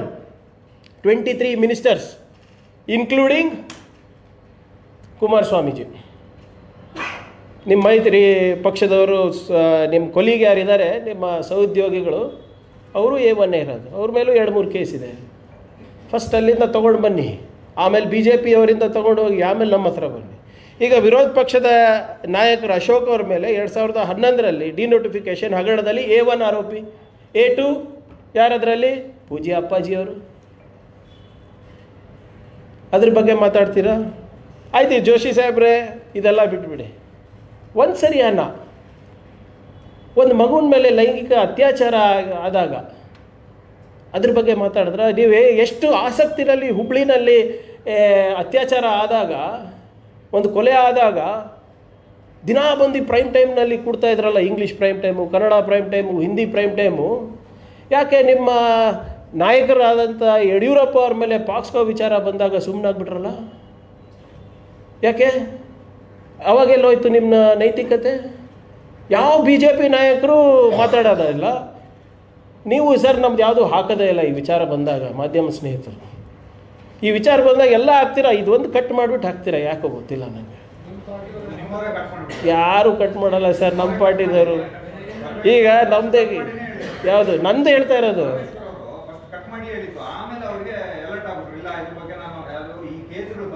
ಅದ್ರದ್ದೆಲ್ಲ ನಾನು ಹೇಳ್ತಾ ಇರೋದು ನಾನು ಮಾತಾಡಿದಾಗ ಅನ್ಫಿಲ್ಟರ್ಡ್ ಹಾಕಿ ಅಂತ ಇದೆ ಅಷ್ಟೇ. ಅನ್ಕಟ್ಟು ಅನ್ಫಿಲ್ಟರ್ಡು ಅಂತ ನಾನು ಕೇಳ್ಕೊತಾ ಇರೋದು, ಬೇರೆದೇನಲ್ಲ. ಒಂದು ನಿಮಿಷ, ಅದಕ್ಕೆ ಮುಗಿಸ್ಬಿಡ್ತೀವಿ. ಇದ್ರ ಬಗ್ಗೆ ಬಿ ಜೆ ಪಿಯವ್ರು ಮಾತಾಡೋದಿಲ್ಲ. ಬರೀ ಒಬ್ಬರಿಬ್ಬರು ನಿಜವಾಗ್ಲೂ ಬಿ ಜೆ ಪಿನಲ್ಲಿ ಇನ್ನೂ ಒಂದಿಬ್ಬರು ನೈತಿಕತೆ ಇರೋರು ಇದ್ದಾರೆ ಅಂತ ನಾನು ಹೇಳ್ಬೋದಪ್ಪ. ಅವರೇ ಹೇಳ್ತಾರೆ, ನಿಜವಾಗ್ಲೂ ಅವ್ರಿಗೇನಾದರೂ ನಾಚಿಕೆ ಶರಮ್ ಇದ್ದರೆ ಅವರು ಸ್ಟೇಜೇ ಹತ್ತಬಾರ್ದು ಅಂತ ಹೇಳ್ತಾರೆ. ಅವಾಗಲೂ ಯಡಿಯೂರಪ್ಪ ಅವ್ರ ಬಗ್ಗೆ ಮಾತಾಡಿದಾಗ ವಿಪಕ್ಷ ನಾಯಕರು ಗಪ್ಚುಪ್ ಕೊಡ್ತಾರೆ, ವಿಜೇಂದ್ರ ಅವ್ರು ಗಪ್ಚುಪ್ ಕೊಡ್ತಾರೆ, ಬೇರೆಯವರೆಲ್ಲರೂ ಕೂಡ ಸುಮ್ಮನಿರ್ತಾರೆ. ಯಾಕೆ ಮಾತಾಡೋದಿಲ್ಲ? ಬಿ ಜೆ ಪಿ ನಾಯಕರೇ ಹೇಳ್ತಾ ಇರೋದು, ಯಡಿಯೂರಪ್ಪ ಅವರು ಯಾವುದೇ ಪಕ್ಷದ ವೇದಿಕೆ ಹತ್ತಬಾರ್ದು, ಸಾರ್ವಜನಿಕರಲ್ಲಿ ಯಾವುದಾದ್ರೂ ವೇದಿಕೆ ಇದ್ದರೆ ಹತ್ತಬಾರ್ದು ಅಂತ ಹೇಳಿದ್ರಾಗ ಇವ್ರು ಯಾರೂ ಡಿಫೆಂಡ್ ಮಾಡಲ್ಲ. ಯಾಕೆ? ಇವತ್ತು ಇದ್ರ ಬಗ್ಗೆ ನಿಮ್ಮ ಒಪಿನಿಯನ್ ಏನಿದೆ ಇವರೇ ಜೋಶಿ ಸಾಹೇಬ್ರೆ? ಬರೀ ಸೋನಿಯಾ ಗಾಂಧಿ, ರಾಹುಲ್ ಗಾಂಧಿ, ಸಿದ್ದರಾಮಯ್ಯ ಅವ್ರ ಬಗ್ಗೆ ಮಾತಾಡ್ತೀರಲ್ಲ, ಮುನಿರತ್ನ ವಿಷಯ ಬಂದಾಗ ಯಾಕೆ ಸೈಲೆಂಟ್ ಆಗಿದ್ದೀರಾ? ಬಿ ಜೆ ಪಿಯವ್ರು ಯಾರಾದರೂ ಒಬ್ಬರನ್ನ ಮಾತಾಡೋದು ಕೇಳಿದ್ದೀರಾ? ಏನಂತಾರೆ ವಿಜೇಂದ್ರ ಅವರು, ಅಶೋಕ್ ಅವರು, ಮುನಿರತ್ನ ಅವ್ರ ಬಗ್ಗೆ ಡಿಫೆಂಡ್ ಮಾಡ್ಕೊಂಡ್ರಿ, ನಾಚಿಕೆ ಬರಲ್ವ ನಿಮಗೆ? ಡಿಫೆಂಡ್ ಮಾಡ್ಕೊಂಡಿದ್ದೀರಾ ಇಂಥ ವ್ಯಕ್ತಿಗೆ. ಜಾತಿ ನಿಂದನೆ ಮಾಡಿದ್ದಾರೆ, ದಲಿತರ ಬಗ್ಗೆ ಮಾತನಾಡಿದ್ದಾರೆ, ಹೆಣ್ಮಕ್ಳ ಬಗ್ಗೆ ಮಾತನಾಡಿದ್ದಾರೆ. ಇವೆಲ್ಲ ಮಾತಾಡಿದ್ದು ಯಾವಾಗ? ಕಸದ ಮೇಲೆ ಹಣ ಮಾಡಬೇಕಾದ್ರೆ, ಎಕ್ಸ್ಟಾರ್ಷನ್ ಮಾಡಬೇಕಾದ್ರೆ, ಭ್ರಷ್ಟಾಚಾರ ಮಾಡಬೇಕಾದ್ರೆ, HIV ಪೇಷಂಟನ್ನ ಮುಂದಿಟ್ಕೊಂಡು ನೀವು ಹನಿ ಟ್ರ್ಯಾಪ್ ಮಾಡ್ತೀರೇನ್ರಿ? ಇದಾ ಬಿ ಜೆ ಪಿ ಸಂಸ್ಕೃತಿ? ನೀವು ಹಿಂದೂ ಸಮಾಜದ ಸಂರಕ್ಷಣೆ ಮಾಡೋರು, ನಾಚಿಕೆ ಬರಲ್ವ ನಿಮಗೆ? ಬ್ಲ್ಯಾಕ್ ಮೇಲ್ ಮಾಡ್ತಾರಲ್ರಿ, ವಿಧಾನಸೌಧ ವಿಕಾಸಸೌಧದಲ್ಲಿ ಅತ್ಯಾಚಾರ ಮಾಡ್ತೀರಲ್ರಿ, ಇದಾ ನಿಮ್ಮ ಸಂಸ್ಕೃತಿ? ನೀವು ಧರ್ಮ ರಕ್ಷಕರಾ? ಇದ್ರ ಬಗ್ಗೆ ಮಾತಾಡಿದಾರ? ಒಬ್ಬ ಬಿ ಜೆ ಪಿ ಲೀಡ್ರು ಇಂಥವ್ರಿಗೆ ಯಾಕ್ರಿ ನಮ್ಮ ಪಾರ್ಟಿನಲ್ಲಿ ಇಟ್ಟಿದ್ದೀರ, ಇವ್ರಿಗೆ ಕಿತ್ತು ಬಿಸಾಕ್ಬೇಕು ಇಂಥವ್ರಿಗೆ ಅಂತ ಬಂತ ಬಾಯಿನಲ್ಲಿ ಯಾರು ಬಂದ್ರು? CT ರವಿ ಅವರು, ರವಿಕುಮಾರ್ ಅವರು, ವಿಜೇಂದ್ರ ಅವರು, ಅಶೋಕ್ ಅವರು ಎಲ್ಲರೂ ಮುನಿರತ್ನ ಡಿಫೆಂಡ್ ಮಾಡ್ತಾ ಇದ್ದಾರೆ. ಯಾಕಪ್ಪ, ನಿಮ್ಮದು ಸಿಡಿ ಇದೆಯಾ ಏನಾದರೂ? ನೀವು ನೈತಿಕತೆ ಬಗ್ಗೆ ಮಾತಾಡ್ತಾ ಇದ್ದೀರಾ? Are you speaking on moral grounds? Do you have any of it left, any morals left in you? ನಾಚಿಕೆ ಆಗಬೇಕು. ಯಾಕೆ ಇಷ್ಟು ಭಯ ಆಗ್ತಾ ಇದೆ ಮುನಿರತ್ನ ಕಂಡ್ರೆ? ನೀವು ಸ್ಟೇಜ್ ಮೇಲೆ ಸಿದ್ದರಾಮಯ್ಯ ಅವ್ರ ವಿರುದ್ಧ ಹೇಳ್ತಿರಲ್ಲ, ತಾಕತ್ತು ದಮ್ಮು ಅಂತ ಹೇಳಿ ಹೇಳಿ ಹೇಳಿ ಎಲೆಕ್ಷನ್ ಸೋತ್ರಿ. ಎಲ್ಲೋಯ್ತು ಈಗ ನಾವು ವಿರೋಧ ಪಕ್ಷದಲ್ಲಿ ಇದ್ದೀರಲ್ಲ. ಯಾಕೆ ಬಿ ಜೆ ಪಿಯವರು ಈ ದೇವರಾಜ ಟ್ರಕ್ ಟರ್ಮಿನಲ್ ಬಗ್ಗೆ ಸುಮ್ಮನಿದ್ದಾರೆ? ಆ ದುಡ್ಡು ಎಲ್ಲೆಲ್ಲಿ ಹೋಗಿದೆ ಗೊತ್ತಾ? ಡೆಲ್ಲಿ ತನಕ ಹೋಗಿದೆ. ಒಂದು ವಾರ ಟೈಮ್ ಕೊಡಿ, ಅದನ್ನು ತಂದು ಇರ್ತೀನಿ ತಮ್ಮ ಮುಂದೆ. ನಾರಾಯಣ ಸ್ವಾಮಿ ಚೆಲುವಾದಿ ಅವ್ರ ಬಗ್ಗೆ ಯಾಕೆ ಸುಮ್ಮನೆ ಇದ್ದಾರೆ? ವಿಪಕ್ಷದ ಮೇಲ್ಮನೆಯಲ್ಲಿ ವಿಪಕ್ಷ ನಾಯಕರು ನಮ್ಮ ವಿರುದ್ಧ ಏರೋಸ್ಪೇಸ್ CA ಸೈಟ್, ಮೊನ್ನೆ ಒಂದು ಲೋಕಾಯುಕ್ತ, ಮತ್ತೊಂದು ಪ್ರಾಸಿಕ್ಯೂಷನ್, ಮತ್ತು ಸ್ಟ್ಯಾಂಡರ್ಡ್ ಆಪ್ರೇಟಿಂಗ್ ಪ್ರೊಸೀಜರ್ ಸ್ಟಾರ್ಟ್ ಮಾಡಿದ್ದಾರೆ. ನಾವು ಅದಕ್ಕೆಲ್ಲ ಹೆದರೋದಿಲ್ಲ. ಆದರೆ ನಿಮ್ಮ ಮೇಲ್ಮನೆ ನಾಯಕರು ದಲಿತರ ವಿದ್ಯಾರ್ಥಿಗಳಿಗೆ ಶಿಕ್ಷಣ ಕೊಡ್ತೀನಿ ಅಂದ್ಬಿಟ್ಟು ಎಲ್ಲರಿಗೂ ಬಿರಿಯಾನಿ ತಿನ್ನಿಸ್ತಾ ಇದ್ದಾರಲ್ಲ ಗೌರ್ಮೆಂಟ್ ಲ್ಯಾಂಡ್ನಲ್ಲಿ, ಅದ್ರ ಬಗ್ಗೆ ಯಾಕೆ ಮಾತಾಡೋದಿಲ್ಲ ನೀವು? Do you have any opinion on that B J ಪಿಯವ್ರು? ಮಿಕ್ಕಿದವ್ರ ಬಗ್ಗೆ ಎಲ್ಲರಿಗೂ ಇದೆ ಅಲ್ಲ. ಕರಡಿ ಮೈ ಮೇಲೆ ಕೂದಲು ಎಷ್ಟಿದೆ ಅಷ್ಟು ಆರೋಪ ಇಟ್ಕೊಂಡಿದ್ದೀರಾ ನೀವು. ಮತ್ತು ನಮ್ಮ ಹತ್ರ ಬಂದು ನೀವು ನಮಗೆ ನೈತಿಕತೆ ಬಗ್ಗೆ ಮಾತಾಡ್ತೀರಾ? 100 ಸರಿ ಸುಳ್ಳು ಹೇಳಿ ಹೇಳಿ ಆ ಗೊಬೆಲ್ಸ್ ಥಿಯರಿ ವರ್ಕ್ ಆಗಲ್ಲ. ಜನರು ಜಾಗೃತರಾಗಿದ್ದಕ್ಕೆ ನಿಮಗೆ ಇವತ್ತು ವಿರೋಧ ಪಕ್ಷದ ಸ್ಟೇಟಸ್ ಕೊಟ್ಟಿದ್ದಾರೆ ಇವತ್ತು. ಆದ್ದರಿಂದ ನಾನು ಸಲಹೆ ನೀಡ್ತಾ ಇದ್ದೀನಿ ಬಿ ಜೆ ಪಿಯವರಿಗೆ, ಫಸ್ಟು ನಿಮ್ಮನೆ ಸರಿ ಮಾಡಿಸ್ಕೊಳ್ಳಿ. ನೀವು ಗವರ್ನರಿಂದ ಏನೇನು ಆಟ ಆಡಬೇಕು ಆಟ ಆಡ್ತಾ ಇದ್ದೀರಲ್ಲ, ಕಾನೂನಾತ್ಮಕವಾಗಿ ನಾವು ಎದುರಿಸ್ತೀವಿ. CBI, IT, ED, ಗವರ್ನರ್ ಕಚೇರಿ, ಗವರ್ನರು ಇವೆಲ್ಲನೂ ಕೂಡ ನಮ್ಗೆ ಎದುರ್ಸಕ್ಕೆ ಹೋಗ್ಬೇಡಿ. ನಾವು ಅಂಜೋರಲ್ಲ. 140 ವರ್ಷ ನಮ್ಮ ಪಕ್ಷ ಹೋರಾಟ ಮಾಡಿಕೊಂಡೇ ಬಂದಿದೆ. ಇನ್ನು 140 ವರ್ಷ ಮಾಡ್ಕೊಂಡು ಹೋಗ್ತೀವಿ. ನಿಮ್ಮ ಈ ತತ್ವ ಸಿದ್ಧಾಂತದ ವಿರುದ್ಧನೇ ನಾವು ಬೆಳೆದು ಬಂದಿರೋದು. ಆದ್ದರಿಂದ ಫಸ್ಟು ನೀವು ನಿಮ್ಮ ಮನೆ ಸರಿ ಮಾಡ್ಕೊಳ್ಳಿ. ಅದಾದಮೇಲೆ ನಮ್ಗೆ ಬನ್ನಿ. ನಿಮಗೇನಾದರೂ ನಿಜವಾಗ್ಲೂ 3-4 ದಿನದಿಂದ ಈ ಪದ ಭಾಳ ಕೇಳ್ತಾ ಇದ್ದೀನಿ ಬಿ ಜೆ ಪಿಯವ್ರ ಬಾಯಿಂದ, ನೈತಿಕತೆ ನೈತಿಕತೆ ಅಂದು. ನೈತಿಕತೆ ಇದ್ದರೆ ಫಸ್ಟು ಯಡಿಯೂರಪ್ಪ ಅವರಿಗೆ, ವಿಜೇಂದ್ರ ಅವರಿಗೆ ಪಾರ್ಟಿಯಿಂದ ಆಚೆ ತೆಗೀರಿ. ಇದೆಯಾ ನಿಮ್ಮ ಹತ್ರ ದಮ್ಮು ತಾಕತ್ತು? ಇವರು ಎಲ್ಲ A1 A2ನೇ ಇದ್ದಾರಲ್ಲ. ನಿರ್ಮಲಾ ಸೀತಾರಾಮನ್ ಅವರಿಗೆ ವಜಾ ಮಾಡಿರಿ, ಅಶೋಕ್ ಅವ್ರಿಗೆ ವಜಾ ಮಾಡಿರಿ, ನಿಮ್ಮ ಮುನಿರತ್ನ ನಮ್ಮ ಪಾರ್ಟಿದವನಲ್ಲ ಅಂತ ಹೇಳಷ್ಟು ಧೈರ್ಯ ಇಲ್ಲ ಅಲ್ಲೇನ್ರಿ ನಿಮಗೆ? ಯಾರು ವಿಧಾನಸೌಧದಲ್ಲಿ ಅತ್ಯಾಚಾರ ಮಾಡ್ತಾರೆ, HIV ಪೇಷಂಟ್ಸ್ಗಳನ್ನು ಇಟ್ಕೊಂಡು ಹನಿ ಟ್ರ್ಯಾಪ್ ಮಾಡ್ತಾರೆ, ಅವನ ಬಗ್ಗೆ ಮಾತಾಡೋಕ್ಕೂ ನಿಮಗೆ ಯೋಗ್ಯತೆ ಇಲ್ವಾ? ಅಷ್ಟು ಹೆದರ್ತೀರಾ? ತೆಗಿರಿ ಪಾರ್ಟಿಯಿಂದ ನೋಡೋಣ, ಅವಾಗ ನಾವು ಮೆಚ್ತೀವಿ. ಇದೆಲ್ಲ ಮಾಡಾದ್ಮೇಲೆ ನಮ್ಮ ಹತ್ರ ಬನ್ನಿ. ಸಿದ್ದರಾಮಯ್ಯ ರಾಜೀನಾಮೆ ಕೊಡಬೇಕು, ಪ್ರಿಯಾಂಕ್ ಖರ್ಗೆ ರಾಜೀನಾಮೆ ಕೊಡಬೇಕು, DK ಶಿವಕುಮಾರ್ ಅವರು ರಾಜೀನಾಮೆ ಕೊಡಬೇಕು. ಫಸ್ಟ್ ಇದೆಲ್ಲ ಮಾಡಿ ನಿಮ್ಮದು serious allegations, serious crimes which have been proved. Investigation authorities ಕೇಳಿರೋದು ಪ್ರಾಸಿಕ್ಯೂಷನ್ನು. ನಿಮ್ಮ ಥರ ಯಾವುದೋ ಒಂದು ಕಾನ್ಸ್ಟಿಟ್ಯೂಷನಲ್ ಪವರನ್ನು ಮಿಸ್ಯೂಸ್ ಮಾಡ್ಕೊಂಡು ಆಗಿಲ್ಲ ಇವೆಲ್ಲ ಕೇಸು. ಆದ್ದರಿಂದ ನೀವು ಯಾವುದೇ ಕಚೇರಿ ದುರುಪಯೋಗ ಮಾಡಿದ್ರೂ ಕೂಡ ನಾವು ಅಂಜೋರಲ್ಲ, ಬಗ್ಗೋರಲ್ಲ, ಜಗ್ಗೋರಲ್ಲ. ನಾವು ಇದು ಒಂದು ಕಾನೂನಲ್ಲಿ ಹೋರಾಟ ಪ್ರಾರಂಭ ಮಾಡಿದ್ದೀವಿ. ಸಂವಿಧಾನಿಕವಾಗಿ ನಾವು ಇದನ್ನು ಒಂದು ಲಾಜಿಕಲ್ ಎಂಡಿಗೆ ನಾವು ಖಂಡಿತ ತೊಗೊಂಡು ಹೋಗ್ತೀವಿ. ಡೆಲ್ಲಿಗೆ ನಾವು ಮುಂಚೆನೂ ಹೋಗಿದ್ದೀವಿ ಹೋರಾಟ ಮಾಡ್ಕೊಂಡು. ಈ ಸಂವಿಧಾನದ ಹೋರಾಟ, ಕಾನೂನಿನ ಹೋರಾಟ ನಾವು ಡೆಲ್ಲಿ ತನಕನೂ ತೊಗೊಂಡು ಹೋಗ್ತೀವಿ ಮತ್ತು ಜನರ ದರ್ಬಾರಿಗೂ ತೊಗೊಂಡು ಹೋಗ್ತೀವಿ. ನಾವು ಜನರ ಬಳಿನೂ ನಾವು ಹೋಗ್ಲಿಕ್ಕೆ ತಯಾರಿದ್ದೇವೆ. ಆದ್ದರಿಂದ ಕರ್ನಾಟಕದ ಜನರ ಆಶೀರ್ವಾದ ಕಾಂಗ್ರೆಸ್ ಪಕ್ಷದ ಮೇಲಿದೆ, ನಮ್ಮ ಮುಖ್ಯಮಂತ್ರಿಗಳ ಮೇಲಿದೆ, ಉಪಮುಖ್ಯಮಂತ್ರಿಗಳ ಮೇಲಿದೆ, ನಮ್ಮ ಶಾಸಕರ ಮೇಲಿದೆ, ನಮ್ಮ ಪಕ್ಷದ ಮೇಲಿದೆ. ನಮಗೆ ಏನು ಒಂದು ಒಳ್ಳೆ ಆಡಳಿತ ಕೊಡಬೇಕು ಅಂದ್ಬಿಟ್ಟು ಏನು ನಮ್ಗೆ ಆಶೀರ್ವಾದ ಮಾಡಿದ್ದಾರೆ ಜನರು, ಅದನ್ನು ನಾವು ಮಾಡ್ತಾಯಿದ್ದೀವಿ. ಅದನ್ನು ಇನ್ನೂ ಹೆಚ್ಚಾಗಿ ನಾವು ಮುಂದುವರಿಸ್ತೀವಿ ಅಂತ ಹೇಳ್ತಾ, ಮತ್ತೊಮ್ಮೆ BJP ಅವರು ನಿಜವಾಗ್ಲೂ ನೈತಿಕತೆ ತೋರಿಸ್ಬೇಕು ಅಂದರೆ ಇವರೆಲ್ಲರಿಗೂ ಫಸ್ಟು ಪಕ್ಷದಿಂದ ಉಚ್ಚಾಟನೆ ಮಾಡಿಬಿಟ್ಟು ನಮ್ಮ ಹತ್ರ ಬರಲಿ ಅಂತ ಕೇಳಲಿಕ್ಕೆ ತಮ್ಮ ಮುಖಾಂತರ ನಾನು ಬಯಸ್ತಾ ಇದ್ದೀನಿ. Thank you.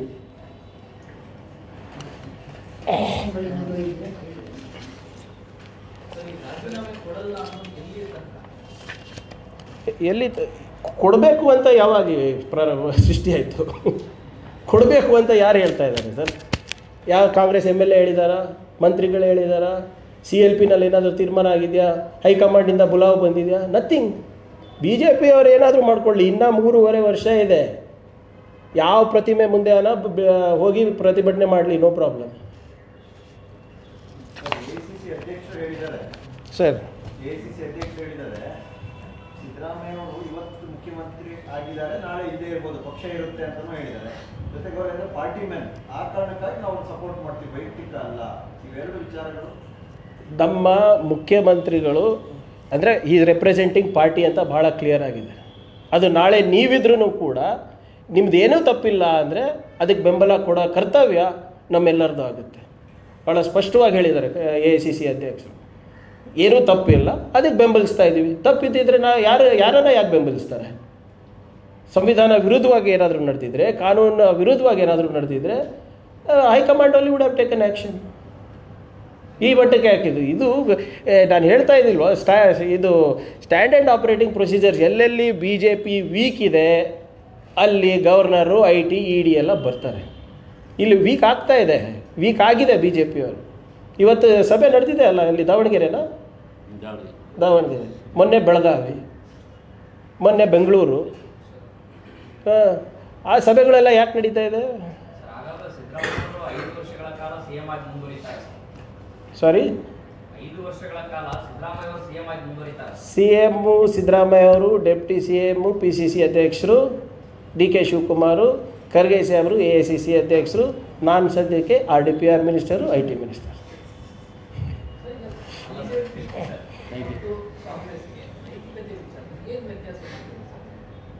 ನೈತಿಕತೆ ವಿಚಾರದಲ್ಲಿ ಎಲ್ಲಿ ನೋಡಿ ಸರ್, ಇವರು FIR ಈಗ ಯಡಿಯೂರಪ್ಪ ಅವರು ಇದರಲ್ಲಿ ಕೇಸ್ನಲ್ಲಿ ಪ್ರಾಸಿಕ್ಯೂಷನ್ ಪರ್ಮಿಷನ್ ಯಾರು ಸರ್ ಕೇಳಿದರು? ಯಾರೋ RTI ಆ್ಯಕ್ಟಿವಿಸ್ಟ್ ಕೇಳಿದ್ದು investigative agency after due investigation process was followed. ಇಲ್ಲಿ ಯಾರು ಕೇಳಿದ್ದಾರೆ? ಆಮೇಲೆ FIR ಆದ ತಕ್ಷಣ ಎಲ್ಲರೂ ರಾಜೀನಾಮೆ ಕೊಡಬೇಕು ಅಂತಿದ್ರೆ ಎಲ್ಲರೂ ಮಾಡಲಿ. ನಾನು ಹೇಳ್ತಾ ಇದ್ದೀನಲ್ಲ, ಇವ್ರದ್ದು ಇಷ್ಟೇ ಕತೆ. ಈಗ ನನ್ನ ಮೇಲೆ ಮೊನ್ನೆ ಹಾಕಿದ್ದಾರೆ, ಲೋಕಾಯುಕ್ತಗೂ ಹಾಕಿದ್ದಾರೆ, ಗವರ್ನರಿಗೆ ಪರ್ಮಿಷನ್ನು ಕೇಳಿದ್ದಾರೆ. ಯಾವ ಆಧಾರದ ಮೇಲೆ ಕೇಳಿದ್ದಾರೆ? ಈಗ ನಾನು ಹೇಳ್ತಾ ಇದ್ದೀನಲ್ಲ, ನೆಕ್ಸ್ಟು ಒಂದು ಪ್ರೈವೇಟ್ ಕಂಪ್ಲೇಂಟ್ ಮೂವ್ ಮಾಡ್ತಾರೆ.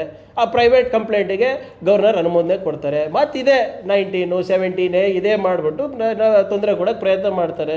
The process it self is punishment ಅಂದ್ಬಿಟ್ಟು ಅವ್ರು ಮಾಡ್ಲಿಕ್ಕೆ ಪ್ರಯತ್ನ ಮಾಡ್ತಾ ಇದ್ದಾರೆ. ಇವ್ರದ್ದು ಆಟಗಳು ಗೊತ್ತಿಲ್ವಾ ನಮಗೆ? ಯಾಕೆ ಮತ್ತೆ ಮೇಲ್ಮನೆ ನಾಯಕರು ಯಾರು ಮಾತಾಡ್ತಾ ಇಲ್ಲ ಇದ್ರ ನಮ್ಮ ವಿರುದ್ಧ? ಮಾತಾಡಬೇಕಲ್ಲ. ನಾನು ಏನಾದರೂ ಅಕ್ರಮ ಮಾಡಿದರೆ, ನಾನು ಏನಾದರೂ ಇಲ್ಲಿಗಲ್ ಆಗಿ ಸೈಟ್ ಅಲಾಟ್ಮೆಂಟ್ ಆಗಿದ್ದರೆ ಯಾಕೆ ಮಾಡ್ತಾ ಇಲ್ಲ ಸರ್? ರಾಜಭವನದವರೆಗೆ ರಾಜಕಾರಣ ಅಂತ ಕೊಡುವಂತ ನಿಮ್ಮ ಹೇಳಿಕೆ ರಾಜಭವನವರೆಗೆ ಅಲ್ಲ, ರಾಜಭವನದಿಂದನೇ ರಾಜಕೀಯ ಆಗ್ತಾ ಇದೆ. ರಾಜಭವನದಿಂದನೇ ಆದಂತ ರಾಜಕಾರಣವನ್ನ ನೀವು ಹೇಳ್ತಾ ಇದ್ದು ಜನರನ್ನು ತೆಗೆದುಕೊಂಡು ಹೋಗೋದು ಯಶಸ್ವಿ ಕೂಡ ಆಗಿದೆ. ರಾಜಕೀಯ ಪಾರ್ಟಿಯಾಗಿ ಅಥವಾ ಕೇಂದ್ರದವರು ಕೊಟ್ಟಂತ ಸೂಚನೆಯನ್ನೇ ಅವರು ಪಾಲನೆ ಮಾಡ್ತಿದ್ರು ಅಂತ ಹೈಪೋಥೆಟಿಕಲ್ ಊಹೆ ಮಾಡೋದು. ಈಗ ಹೈಕೋರ್ಟ್ ಇಷ್ಟು ಸ್ಪಷ್ಟವಾಗಿ ಹೇಳಿದ ಮೇಲೆ ಈಗ ಯಾರನ್ನ ಆರೋಪ ಮಾಡ್ತೀವಿ? ಇನ್ನೂ ರಾಜಭವನ ಎಲ್ಲಿ ಹೇಳಿ? ಈಗ ಓಕೆ ಆಯ್ತು sir, I will agree. Let us assume for momentarily ನೀವು ಕರೆಕ್ಟ್ ಇದ್ದೀರಾ ಅಂತ. ಕಂಪ್ಲೇನೆಂಟು 3 ಸೆಕ್ಷನ್ನಲ್ಲಿ ಹಾಕಿದ್ರು. Prevention of corruption act 17A, section 19, 218 of BNSS. ಕರೆಕ್ಟಾ ಸರ್? ಕೋರ್ಟ್ ಏನು ಹೇಳಿದೆ? 218 ಆಫ್ BNSS ಇಲ್ಲಿ ಅನ್ವಯಿಸೋದಿಲ್ಲ. ಪ್ರಾಸಿಕ್ಯೂಷನ್ ಎಲ್ಲಿದೆ, ಕ್ರೈಮ್ ಎಲ್ಲಾಗಿದೆ, ಪ್ರೊಸೀಡ್ಸ್ ಆಫ್ ಕ್ರೈಮ್ ಎಲ್ಲಿದೆ ಗೊತ್ತಿಲ್ಲ, ಇದು ಅನ್ವಯಿಸೋದಿಲ್ಲ ಅಂತ ಡ್ರಾಪ್ ಮಾಡಿಲ್ವಾ prosecution? Section 19 of prevention corruption act also similar, drop ಆಗಿಲ್ವಾ? ಕೋರ್ಟ್ ಎತ್ತಿಡ್ದಿದ್ದೇನು?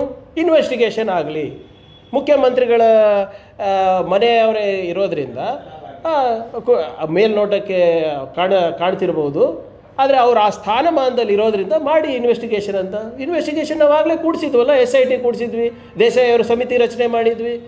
ನಾವು ಮಾಡಿಲ್ಲ ಅಂತನ? ನಾವೆಲ್ಲನೂ ಮಾಡಿದ ಮೇಲೆ ಗವರ್ನರ್ ಹತ್ರ ಹೋಗಿ ನಾವು ಕೂತಿ ಎಲ್ಲ ವಿವರಣೆ ಕೊಟ್ಟ ಮೇಲೆ, ಅವರಿಗೆ ಲಿಖಿತ ಮೂಲಕ ಉತ್ತರ ಕೊಟ್ಟ ಮೇಲೆ ಸಾಯಂಕಾಲ 12 ತಾಸು ಒಳಗಡೆ ಪ್ರಾಸಿಕ್ಯೂಷನಿಗೆ ಮತ್ತು ಇದಕ್ಕೆಲ್ಲ ಪರ್ಮಿಷನ್ ಕೊಡ್ತಾರೆ ಅಂದರೆ ದುರುದ್ದೇಶ ಅಲ್ವಾ ಸರ್?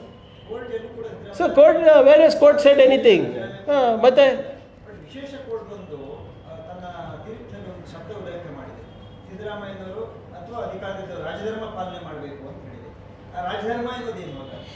ಈಗ ಅದು ಬೇರೆ ಡಿಪೆಂಡ್ಸ್. ಈಗ ಮಾನ್ಯ ಜಡ್ಜ್ ಅವ್ರದ ಪ್ರಕಾರ ರಾಜಧರ್ಮ ಏನಿದೆ ಮತ್ತು BJP ಅವ್ರ ಪ್ರಕಾರ ರಾಜಧರ್ಮ ಏನಿದೆ, ನಮ್ಮ ಪ್ರಕಾರ ವಿವಿಧ ಇರ್ಬೋದು. ಈಗ ವಾಜಪೇಯಿ ಅವರೇ ಹೇಳಿರಲಿಲ್ವಾ ರಾಜಧರ್ಮ ಪಾಲನೆ ಮಾಡಿ ನರೇಂದ್ರ ಮೋದಿ ಅವರಿಗೆ? ಹಿಂಗೆ ಒಂದು ಯಾವುದೋ ಪ್ರೆಸ್ ಮೀಟ್ನಲ್ಲಿ ಅದು ಗೊತ್ತಲ್ಲ ನಿಮ್ಮ ಕತೆ. ಮತ್ತು ರಾಜಧರ್ಮ ಪಾಲನೆ ಮಾಡಿದ್ರು ಅವರು? ನಾವು ಮಾಡಿದ್ದೀವಲ್ಲ ಸರ್. ಈಗ ವಾಲ್ಮೀಕಿ ಹಗರಣ ಬಂದ ತಕ್ಷಣ ಏನು ಮಾಡಿದ್ವಿ? ಮಿನಿಸ್ಟರಿಗೆ ತೆಗೆದಿಲ್ವಾ? ನಾವೇನು ಇವ್ರ ಥರ PSI ಹಗರಣ ಆಯಿತು, ಇವ್ರ ಥರ ಎಲ್ಲ ಮಾಡಿದ್ವಾ? ಗಂಗಾ ಕಲ್ಯಾಣ ಏನೂ ಆಗೇ ಇಲ್ಲ ಅಂತ. ಯಾವುದು ಸರ್? ನೋಡಿ, ಅದರಲ್ಲಿ ನಾಗೇಂದ್ರ ಅವರು ಕೂಡ ಸ್ಪಷ್ಟವಾಗಿ ಹೋಗಿ ಮುಖ್ಯಮಂತ್ರಿಗಳು ವೈಯಕ್ತಿಕವಾಗಿ ಮಾತನಾಡಿ ಅವರೇ ರಾಜೀನಾಮೆ ಕೊಟ್ಟಿದ್ದು. ಇಲ್ಲ, ತೆಗೆಸಿದ್ರೆ ರಾಜೀನಾಮೆ ಕೊಡಿ ವಿತ್ ಕನ್ಸೆನ್ಷಸ್. ಇಲ್ಲಿ ಏನಾಗಿದೆ ಹೇಳಿ? ಇಲ್ಲಿ ಇನ್ವೆಸ್ಟಿಗೇಷನ್ನೇ ಆಗಿಲ್ಲ. ಹೇಳಿ ಸರ್. ಸಾರಿ, ಒಂದು ನಿಮಿಷ ಸರ್. ಕುಮಾರಸ್ವಾಮಿ ಅವರು ನಿಮ್ಮ ಸರ್ಕಾರದ ಮೇಲೆ ಸಾಕಷ್ಟು ಅಲಿಗೇಷನ್ ಅದರಲ್ಲಿ ಮೇನ್ ಅಂದರೆ ADGP ಅವ್ರನ್ನ ನೀವು ಯೂಸ್ ಮಾಡ್ತಿದ್ದೀರಾ, ಚಂದ್ರಶೇಖರ್ ಅವ್ರನ್ನ ಫೇಕ್ ಡಾಕ್ಯುಮೆಂಟ್ಸ್ನ ಕ್ರಿಯೇಟ್ ಮಾಡ್ತಿದ್ದಾರೆ. ಅದ್ರ ಜೊತೆಗೆ ನೋಡಿ, ಅದನ್ನು ನಾನು ನೋಡಿದೆ ಸಂಪೂರ್ಣವಾಗಿ. ಈಗ ಒಬ್ಬರು ಇವರು 2 ಸರಿ ಮುಖ್ಯಮಂತ್ರಿಗಳು, ಈಗ ಕೇಂದ್ರ ಸಚಿವರು. I don't know why he is making such allegations. ಆಮೇಲೆ ಇವ್ರ ಅಂಡರು ಕೆಲಸ ಮಾಡಿರ್ತಾರಲ್ಲ ಅವರು, ಅವಾಗ ಗೊತ್ತಾಗಿಲ್ವ ಇವರಿಗೆ ಚಂದ್ರಶೇಖರ್ ಒಳ್ಳೆಯವರ ಕೆಟ್ಟವರ, ಕೇಡರ್ ಚೇಂಜ್ ಮಾಡಿದಾರಾ ಇಲ್ವಾ? ಕೇಂದ್ರ ಸರ್ಕಾರದಿಂದ ಏನಾದರೂ ಒತ್ತಡ ತಂದ್ರ ಅಥವಾ BJP ಕೇಂದ್ರ ಸರ್ಕಾರದಿಂದ ಏನಾದರೂ ಬೇರೆ ರೀತಿ ನಡೀತಾ ಅಂತ ಅವಾಗ ಹೇಗೆ ಸುಮ್ಮನಿದ್ರು?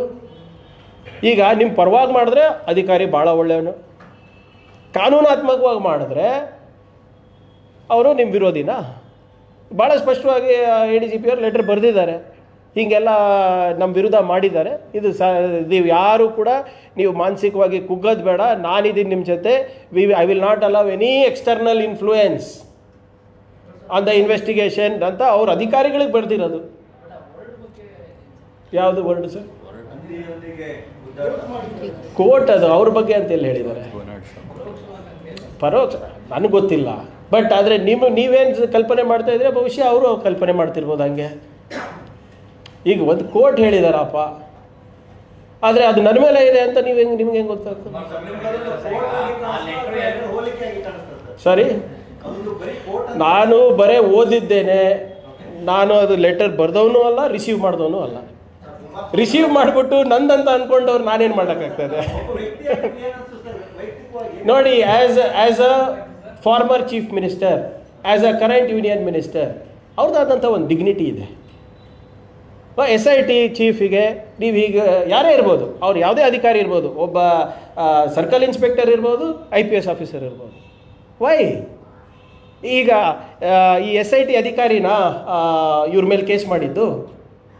ಇನ್ವೆಸ್ಟಿಗೇಷನ್ ಯಾರು ಆರ್ಡರ್ ಮಾಡಿದ್ದು? ಸರ್ಕಾರ. ಈ ಕಾನ್ಸ್ಟಿಟ್ಯೂಷನಲ್ಲಿ ಆ್ಯಂಡ್ ಆ್ಯಸ್ ಪರ್ ಲಾ ಇವರು ಪರ್ಮಿಷನ್ ಕೇಳಬೇಕು, ಅದು ತಪ್ಪ? ಈಗ ಕಾನೂನು ಪಾಲನೆ ಮಾಡೋದಕ್ಕೆ ಇವ್ರು ಮೆಚ್ಚುಗೆ